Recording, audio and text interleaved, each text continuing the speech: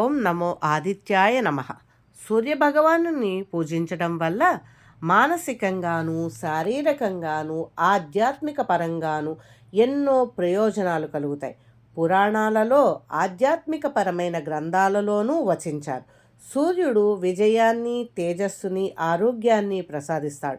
సాక్షాత్ శ్రీరామచంద్రుని కులదైవం ఆ సూర్యభగవానుడే.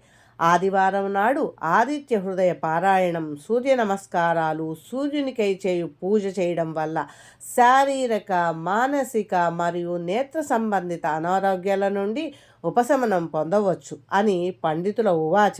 ప్రతి నిత్యం సూర్య నమస్కారాలు చేయడం వల్ల శరీరానికి డి విటమిన్ పుష్కలంగా లభిస్తుంది.